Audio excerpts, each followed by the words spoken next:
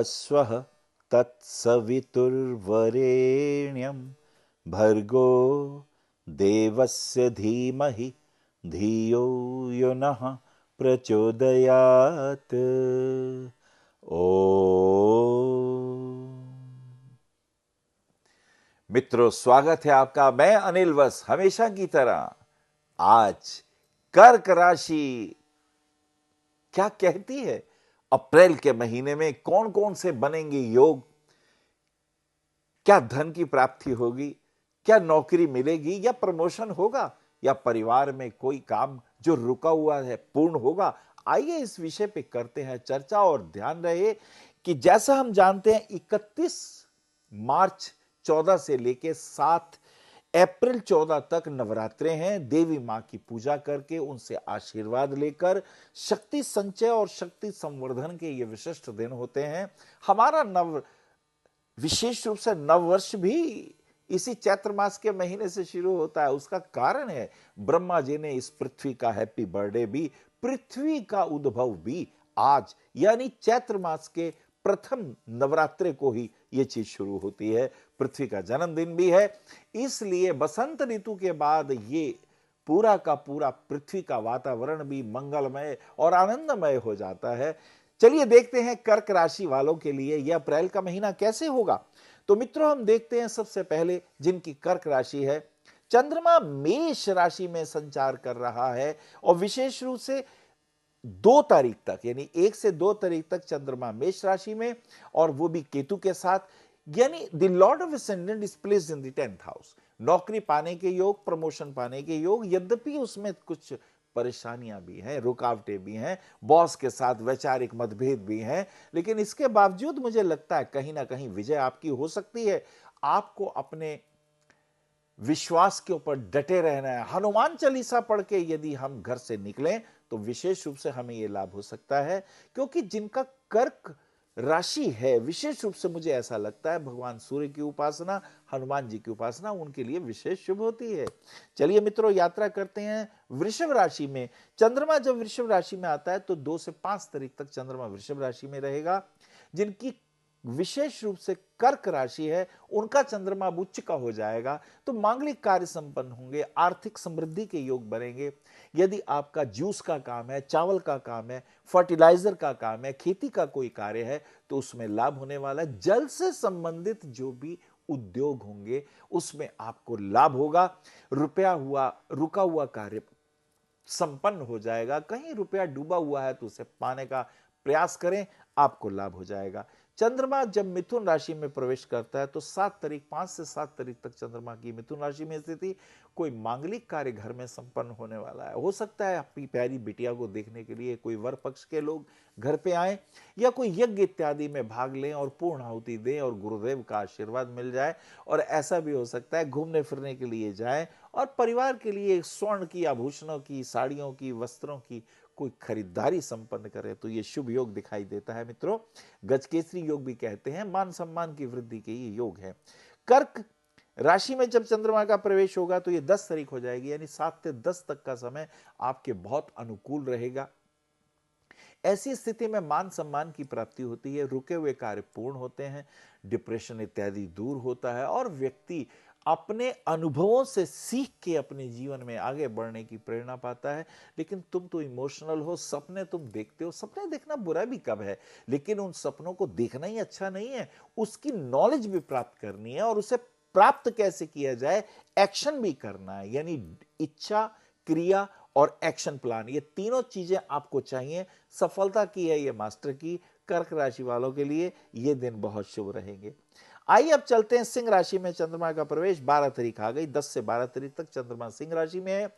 ऐसी स्थिति में तपस्या का, ध्यान करने का और अपनी नीतियों पर रुकने का योग है। कुछ विशेष धन प्राप्ति के योग बनेंगे, आपका रुपया कहीं लगेगा, ये कार्य विशेष दिखाई देता है। ऐसे में ही किसी बड़े आदमी से मुलाकात होगी और उस मुलाकात के साथ उनके अनुभवों से आगे बढ़ने की बात होगी। पॉलिटिक्स की अगर हम बात करें तो किसी बड़े नेता से मीटिंग होने के योग बन रहे हैं और इस योग में आपको फायदा होगा। उच्च अधिकारी से वार्ता भी आपके लिए फ्रूटफुल सिद्ध होने वाली है। कन्या राशि में प्रवेश, और ऐसी स्थिति में 15 तारीख आ जाती है, यानी 12 तारीख से लेकर 15 तारीख तक चंद्रमा कन्या राशि में प्रवेश करता है। और 15 तारीख को जैसा कि आप जानते हैं सूर्य भी मेष राशि में प्रवेश कर देता है। सूर्य जब मेष राशि में आता है तो राजनीति में आपके बिगड़े काम बनने लगते हैं, राजा के साथ संबंध अनुकूल होने लगते हैं, बॉस के साथ जो काम हम बहुत दिनों से योजना बना रहे थे कि हमारी प्रमोशन हो या जो हम कह रहे हैं उसकी बात को मानो, तो यहां पर सूर्य का बल श्रेष्ठ हो जाता है। पिता के आशीर्वाद से आपके रुके काम बनने लगते हैं। लेकिन चंद्रमा मंगल के साथ हो तो ऐसी स्थिति में एक बात का हमें ध्यान रखना है, आवेश पूर्वक वार्ता नहीं करनी है। अपने भाइयों से मिलने का योग, भाइयों के साथ मांगलिक कार्य संपन्न होने का योग, कहीं घूमने फिरने का योग, यात्रा का योग, विदेश यात्रा का योग और स्वदेश यात्रा के भी योग आपके लिए मांगलिक और शुभ रहेंगे।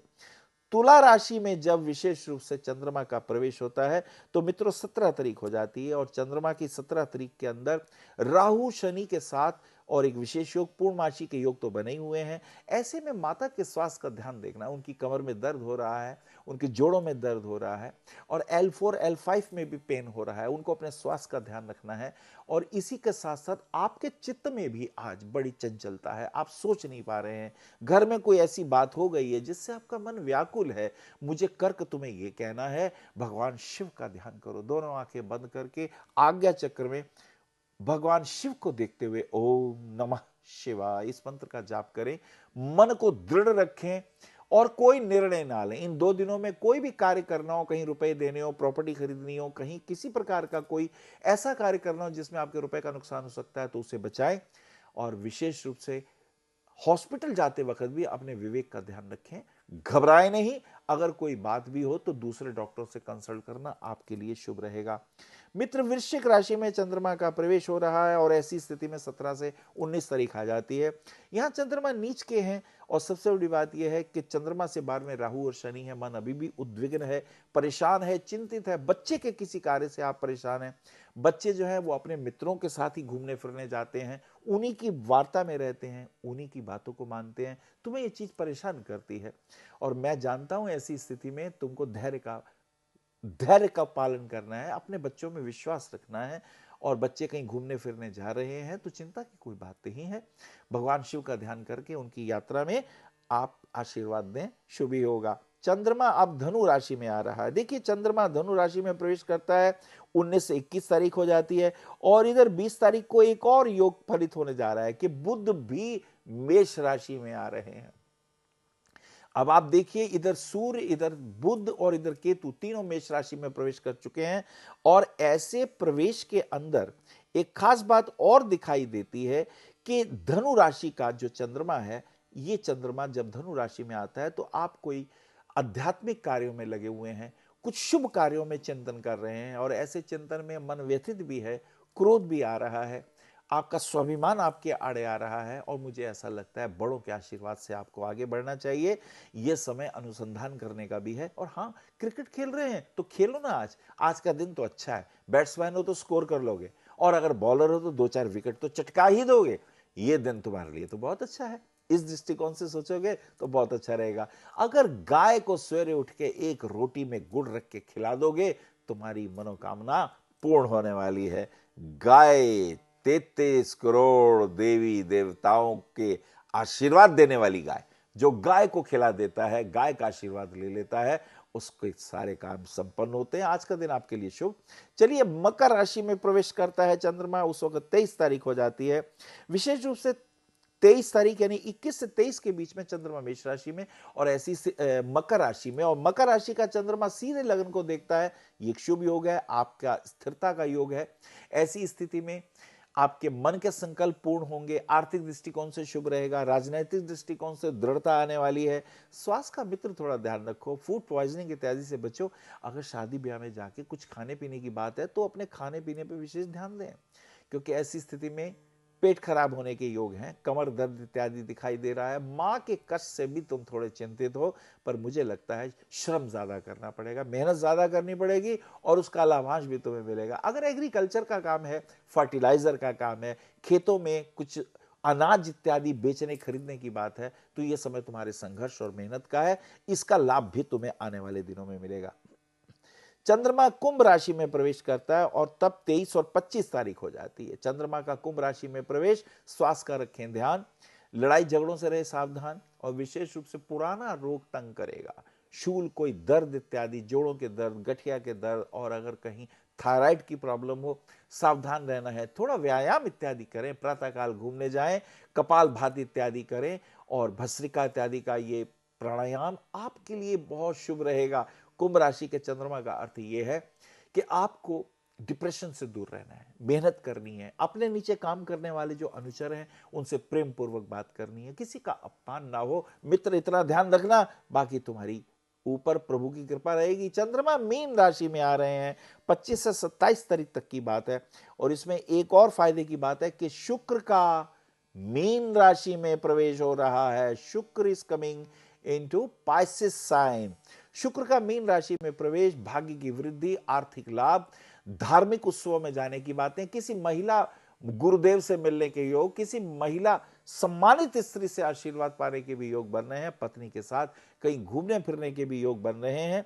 आप देख रहे हैं कि 25 और 27 के बीच में चंद्रमा भी यहां पर शुक्र मीन राशि में है। अब चंद्रमा अब जब मीन राशि में आता है तो भाग्य स्थान में आता है। दी ग्रेस कमिंग फ्रॉम गॉड, ईश्वरीय कृपा प्राप्त होने के योग बन गए हैं, तो ये बहुत है। ऐसे में आर्थिक लाभ तो होता ही है, यश कीर्ति की प्राप्ति, और अगर परिवार में किसी बच्चे के, कोई बेटी, किसी के संतान देने की बात हो, तो मुझे ऐसा लगता है कि पुरुष संतान, जी हां, उसकी प्राप्ति के योग प्राप्त दिखाई दे रहे हैं। चंद्रमा फिर आगे चला जाता है 27 से 29 तारीख के बीच में, और ये जो राशि बनती है, मेष राशि में चंद्रमा का पुनः प्रवेश होता है। राजनीतिक घटनाक्रम तेजी से बदलेगा, अपने पराये हो जाएंगे, आस्तीन के सांप सामने दिखाई देने लगेंगे। मित्र, तुम्हें सावधान रहना है, तुम तो बहुत इमोशनल हो, बहुत भरोसा करते हो ना, विश्वास करते हो ना जिन लोगों पर, वही धोखा देने वाले हैं, रहो सावधान। और हो सकता है कहीं बिगड़ जाओ, मूड खराब हो जाए, नौकरी छोड़ के ही घर आ जाओ, डिप्रेशन में आ जाओ। मुझे कहना है तुम्हें घबराना नहीं है। ऐसी स्थिति में तुम कहीं से 14 मुखी रुद्राक्ष धारण कर लो, 14 मुखी रुद्राक्ष को कंठ में धारण करके रुद्राभिषेक करा के उसे पहनने से विशेष लाभ होगा। गऊ को रोटी खिलाने से बिगड़े काम बनने लग जाएंगे। मित्र, आपने देखा कि इस महीने का, अप्रैल के महीने का राशिफल हमने आपको बताया। कर्क राशि वालों को माता की सेवा करनी चाहिए, गौ माता को अन्न खिलाना चाहिए, गंगा मैया को अपने सिर से ऊपर घर में किसी स्थान पे रखना चाहिए, चरणामृत का सेवन करना चाहिए, देवी माँ दुर्गा माता की उपासना करनी चाहिए। देवी माँ की उपासना करने में दिव्या, अर्गला और कीलकम स्तोत्र का जाप करने से आपके बिगड़े काम बनने लगते हैं। और मुझे लगता है कहीं ना कहीं तुम्हें एक मोती रतन 10-12 रत्ती का पहनना चाहिए गले में। और हाँ, पुखराज, रतन और मूंगा, ये तीनों रत्न, पुखराज 6.25 रत्ती का, मूंगा 6-6.5 रत्ती का, और मोती भी कम से कम 10-12 रत्ती का पहन के आप इन तीनों रत्नों को धारण करें। भाग्य के विधाता बन जाएंगे। मोती आपकी रक्षा करेगा, डिप्रेशन से बाहर रखेगा, मूंगा आपको मित्रों से सहयोग दिलाएगा, और पुखराज आपके भाग्य की वृद्धि कर देगा। शीघ्र ही हम आपको बताएंगे मई के महीने में अब कर्क राशि वालों को क्या क्या होंगे लाभ। थोड़ा करें इंतजार। आज इतना ही। हरिओम। हमारा पता है भविष्य कथन BE 279, गली नंबर 6, हरिनगर, न्यू दिल्ली 110064। हमारे फ़ोन नंबर है 919891739999, 919818189993, 918860006030।